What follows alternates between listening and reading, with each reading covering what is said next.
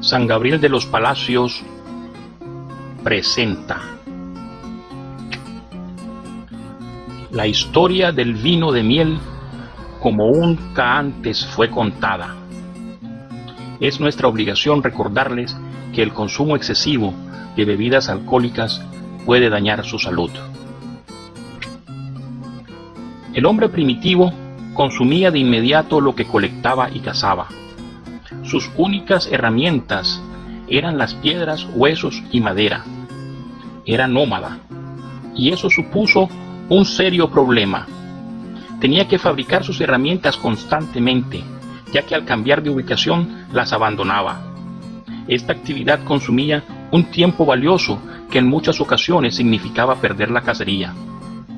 Para ser más eficiente, tuvo que empezar a llevar consigo las armas, lo cual era sumamente engorroso, y fue así que empezó a fabricar, con el cuero de sus presas, bolsos que contendrían las armas que serían utilizadas en la cacería. Con el dominio de la industria del cuero, pudo establecer campamentos temporales y poco a poco se fue volviendo sedentario. Pero ahora tenía que caminar más distancias para poder cazar, y como resultado de esas largas caminatas empezó a padecer de mucha sed. Tenía que encontrar la manera de poder llevar agua, y entonces empezó a utilizar los estómagos de sus presas para almacenar agua que consumiría en las ahora largas y prolongadas jornadas de cacería. La vida sedentaria facilita el apareamiento. En consecuencia, la población aumentó y surgió la necesidad de almacenar sus alimentos.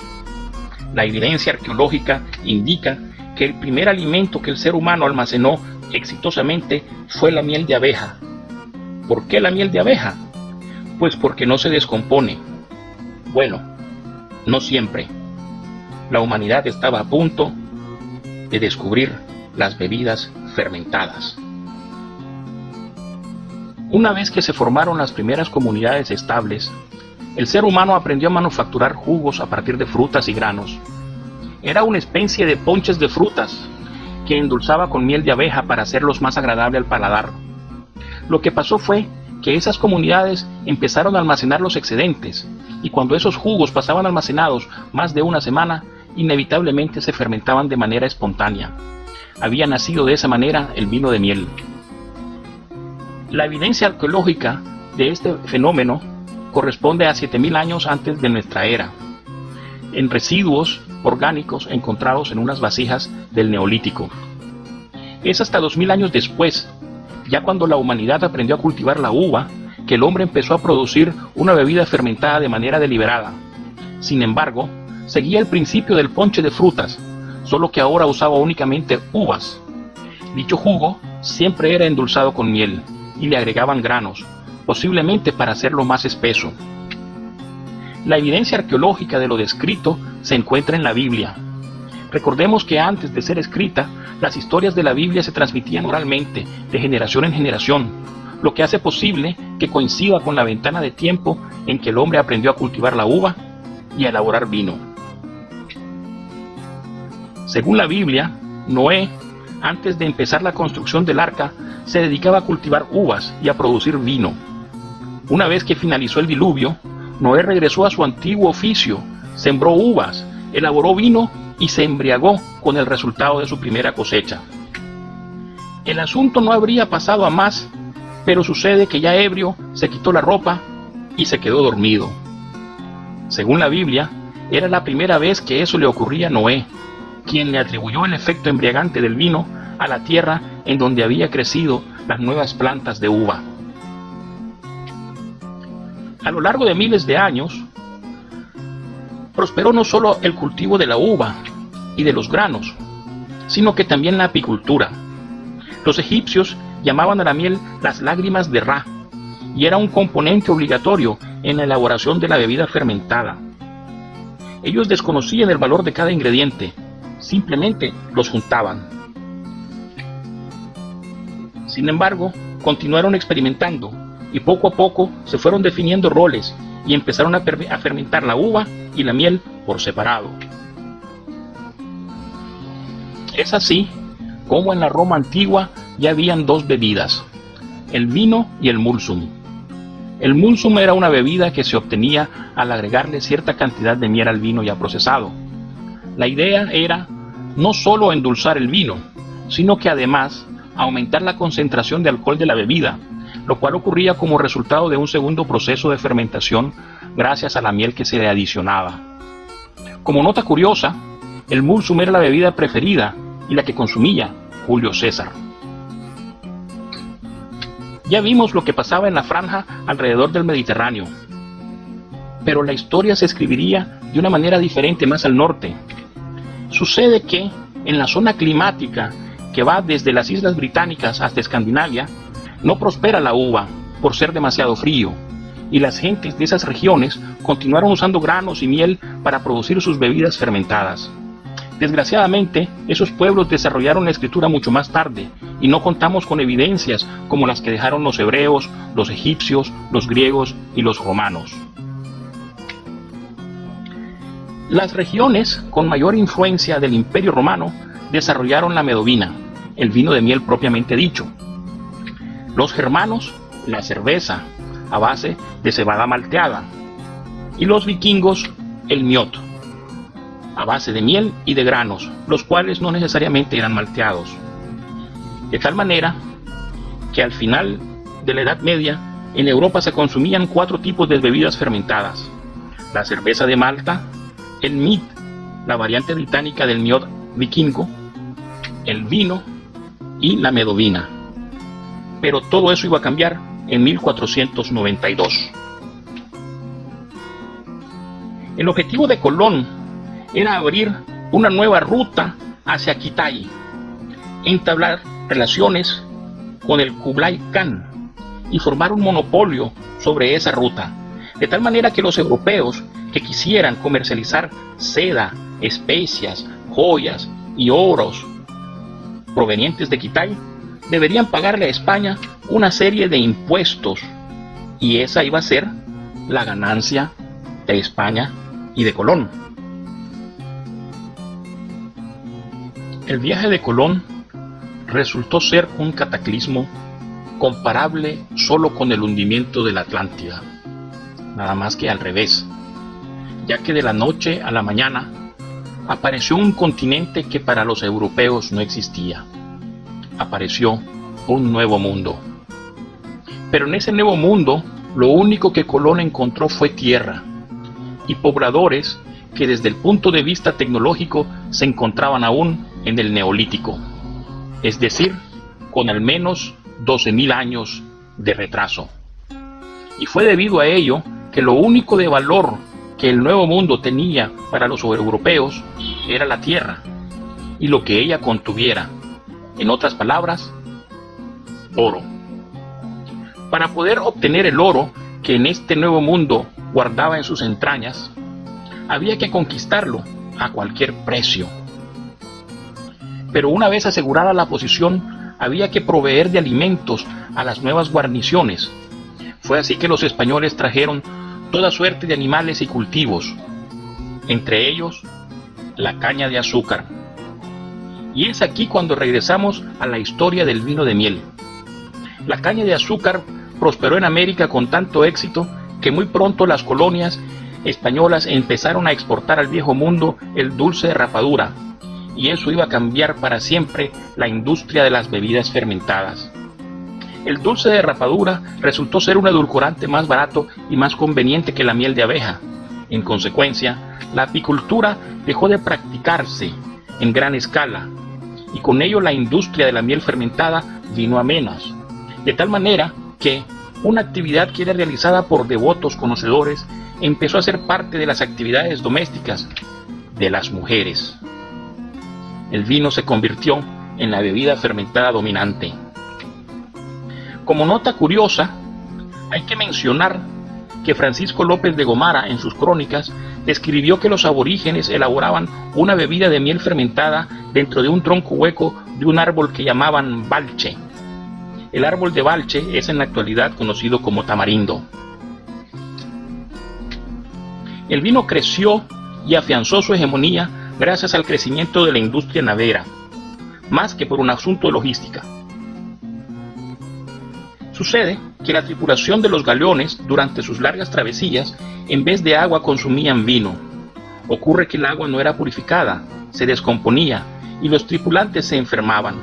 En cambio el vino, debido a la concentración de alcohol, no prosperan en él microorganismos patógenos, y entonces las tripulaciones consumían vino para rehidratarse. Fue así que en un breve lapso de tiempo se empezó a sembrar uvas y a producir vinos en donde el clima y la tierra lo permitieran. Siendo el vino la bebida fermentada dominante, su desarrollo marcó la pauta de la industria, y dentro de ellas al vino de miel. Siendo ya el vino la bebida fermentada dominante, su influencia resultó determinante en el desarrollo de las demás bebidas. En el siglo XVI, el monje benedictino Don Pierre Perignon empezó a usar tapones de corcho en las botellas de vino, pero esto supuso un gran problema, ya que el vino continuaba fermentándose, lo cual provocaba que se formase tal cantidad de dióxido de carbono que los tapones saltaban por los aires. Perignon dedicó su vida a solucionar este problema, pero fueron sus sucesores quienes alcanzaron el éxito. Ellos lograron crear vinos estables y con ellos nació la crianza del vino en botellas. De paso, inventaron el champaña. Pero para poder hacer ambos procesos se requería que los vinos fuesen de mejor calidad, y para ello tuvieron que abandonar algunas tradiciones y darle paso a la mecanización. Finalmente, los trabajos de Perignon y sus sucesores sirvieron para preparar el camino que eventualmente transitaría la cerveza moderna. La mecanización de la producción del vino formaba parte de la revolución industrial. Estos avances tecnológicos requerían de una nueva forma de mano de obra que no era compatible con el régimen de servidumbre. Tal contradicción eventualmente condujo a que tuviera lugar una revolución social que le puso fin al régimen de servidumbre y dio paso al capitalismo. En cuestión de un breve periodo de tiempo, miles de siervos se vieron con la libertad de poder trabajar para quien le pagara mejor y, más importante aún, vivir en aquellos lugares que le brindaran mayores oportunidades para mejorar la calidad de vida de ellos y su descendencia. Fue así que millones de europeos emigraron a los Estados Unidos. La mayoría de ellos eran originarios de la Europa en donde por tradición se fermentaba la miel y que había sido preservada por las mujeres. Sin embargo, la producción de miel fermentada mantuvo su carácter doméstico y era elaborada básicamente para ser consumida en los días de fiestas que los inmigrantes trajeron consigo. Como por ejemplo está el wassail, una bebida fermentada que se servía caliente y que se elabora a partir de miel y manzana, y que según la tradición del wassailing debe servirse exclusivamente durante las fiestas navideñas. Wassail es un antiguo brindis nórdico que significa sé saludable y que fue adoptado debido a la integración de los remanentes vikingos en las diferentes regiones de la Europa septentrional. Pero estas prácticas quedaron fuera del marco legal en 1919 con la prohibición. La prohibición duró tan solo 14 años, pero la tradición no pudo renacer. El mundo moderno se había vuelto más consumista y altamente conflictivo. Primero, la Gran Depresión. Después, la Segunda Guerra Mundial. El poder soviético y su sociedad estatizada pues no daba chance a que se pudiera continuar con la tradición. La Guerra de Corea, la crisis de los derechos civiles y la Guerra de Vietnam. Fue hasta los años 70 en que hubo una generación que vivió en relativa paz. Paz que continuó en los 80 y que fue aprovechada por algunos para iniciar la producción doméstica de cerveza. En los años 90, los descendientes de los emigrantes europeos decidieron escarbar sus raíces culturales y empezaron a crear eventos temáticos que se convirtieron en grandes ferias en donde durante un fin de semana tratan de recrear la vida de sus ancestros. Como resultado del intento de recrear una identidad perdida a través del tiempo, los entusiastas lograron rescatar de las viejas historias algunas recetas para la producción de bebida de miel fermentada. Mientras tanto, en Europa el socialismo colapsaba y gracias a ello los polacos y los eslovacos reiniciaron la producción de sus bebidas nacionales, las cuales son hechas exclusivamente de miel fermentada. Los polacos son famosos por su dwajniak y strutrajniak, y los eslovacos famosos por su medovina. En 1994 se forma una comunidad de entusiastas que a través de Internet intercambian sus experiencias. Poco a poco algunos de ellos incursionan en la producción comercial, y ya en el 2003 hay en los Estados Unidos unos 30 fabricantes de miel fermentada. En la actualidad estamos registrados dentro de esta comunidad cerca de 5.000 fermentadores de miel, entre entusiastas y comerciantes. Pronto surgieron eventos como el Macer Cup International, en donde anualmente compiten fermentadores de miel de todo el mundo, entre entusiastas y comerciantes. También era inevitable que surgiera el American Meat Maker Association, una organización gremial cuya misión es promover la industria de la miel fermentada.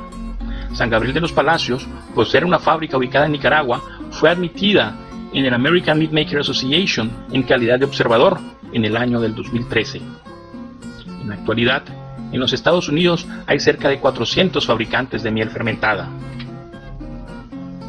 San Gabriel de los Palacios fermentamos miel orgullosamente nicaragüense.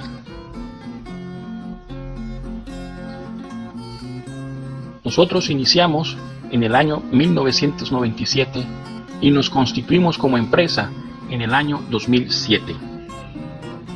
Pero esa es otra historia. Si desea entrar en contacto con nosotros, le dejamos a continuación nuestros datos.